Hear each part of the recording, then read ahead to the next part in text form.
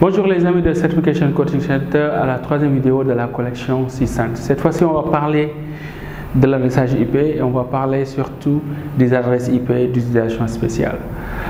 Sur la vidéo précédente, on a parlé de la différence qui existe entre les adresses IP et les adresses MAC concernant leur couche. On a dit que l'adresse IP c'était une adresse de niveau 3, tandis que l'adresse MAC était une adresse de niveau 2. Concernant la représentation, où l'adresse IP était représentée sous le format d'octodécimal et l'adresse MAC sous le format hexadécimal. Concernant aussi les types, on a vu les différents types d'adresses IP et MAC concernant les adresses unicast, multicast et broadcast. Donc, par rapport aux adresses IP d'utilisation spéciale, on va essayer un peu de parcourir l'historique des adresses IP. Une adresse IP, comme on l'avait dit, c'est une adresse qui a deux parties importantes. Une partie qui représente le réseau, on parle d'ID réseau, et une partie qui représente l'hôte, on parle d'ID hôte. Initialement parlant, il n'y avait pas encore de subnet mask, c'est-à-dire les machines avaient que des adresses IP. Alors la question qui se posait, c'est comment ces machines-là parvenaient-elles à déterminer l'identifiant réseau de l'identifiant hôte? Donc les adresses IP sont passées par l'étape classful, on parle ici de classful addressing, ou l'adressage avec classe.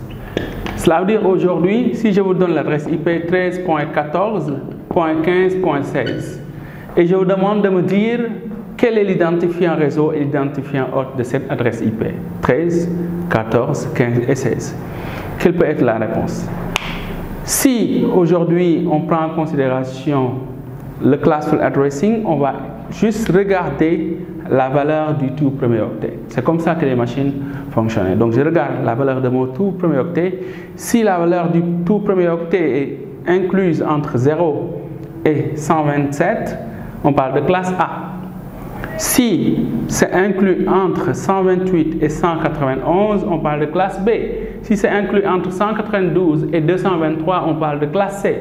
De 224 à 239, on parle de classe D, et de 240 à 255, on parle de la classe E.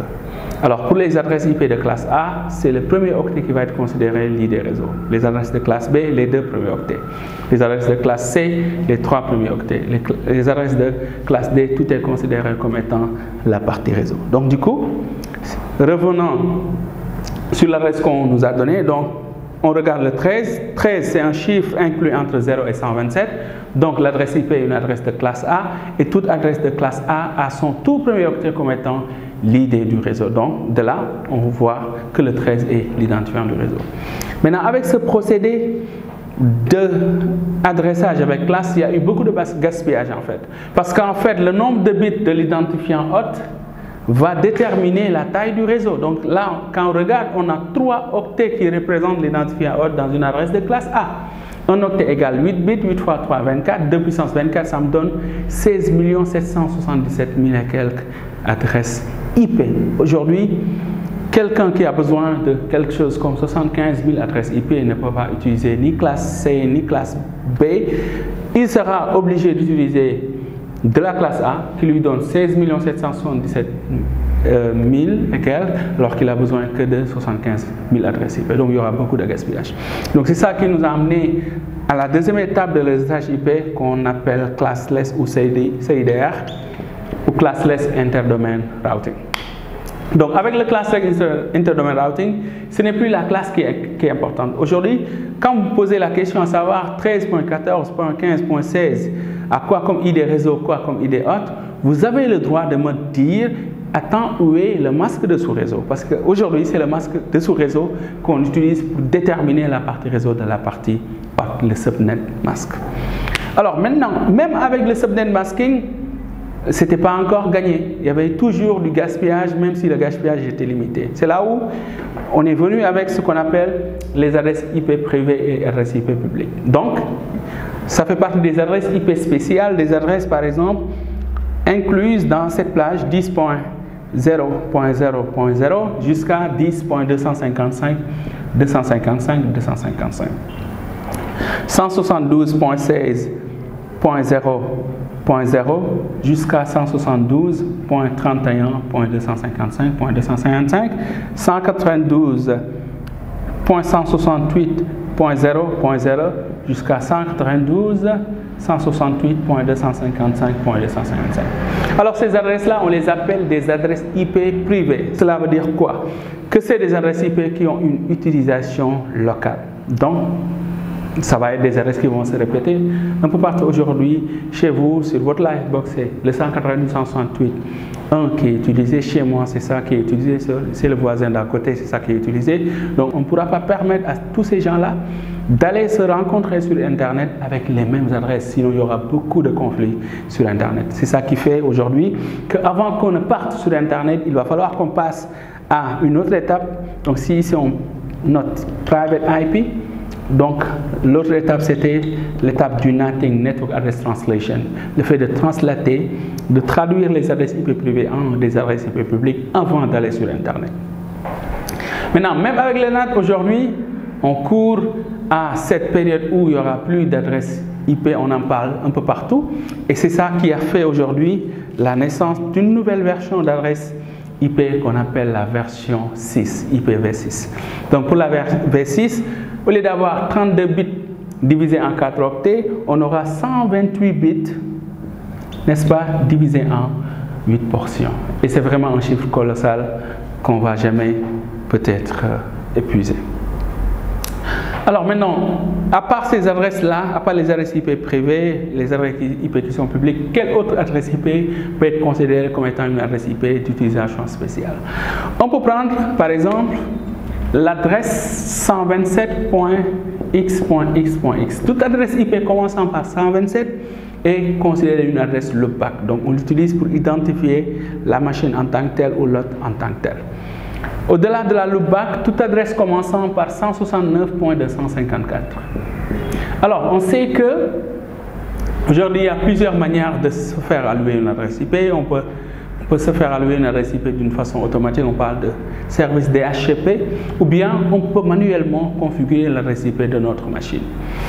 Si jamais maintenant je suis dans un réseau qui roule sous DHCP et que ma machine a du mal à contacter le serveur DHCP, il y a une adresse IP que ma machine va utiliser d'une façon temporaire. Et cette adresse-là, on l'appelle Automatic Private IP Address ou APIPA.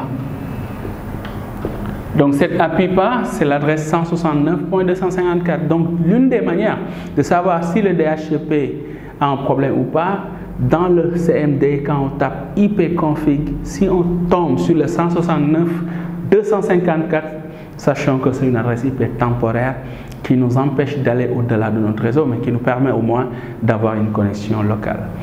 Au-delà de ça, quelle autre adresse IP spéciale on peut avoir? Pour tout réseau, la toute première adresse et la toute dernière adresse est considérée comme étant des adresses IP spéciales. Prenons par exemple l'adresse IP 192.168.10.x. Dans ce réseau-là, on a le 10.0 comme étant la toute première adresse IP et le 10.255 comme étant la toute dernière adresse IP, si et seulement si le masque de ce réseau 8 et 255 trois fois. Donc si on considère les trois premiers octets comme étant l'identifiant du réseau. Donc le point 0 ne sera pas utilisable parce qu'il a une utilisation spéciale. Le point 255 exactement aussi la même chose. Le 0 va servir à quoi? À identifier le réseau en tant que tel. Donc on peut l'utiliser dans le cas d'un routage, avec un routage statique. On peut l'utiliser par exemple quand on fait du filtrage avec les ACL. Le 255 aussi a une utilisation spéciale, c'est ce qu'on appelle le ID broadcast. On l'utilise quand est-ce? Quand on veut faire de la diffusion.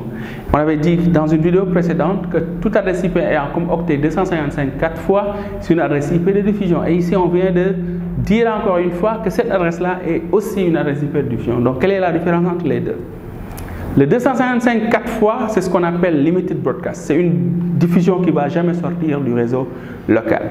Quand je suis avec mes équipements, je veux broadcaster, parler avec tout le monde qui est localement avec moi dans le même réseau, j'utilise le 255 4 fois. Par contre, si je suis ici, je veux broadcaster tous les éléments qui sont de l'autre côté, dans l'autre réseau.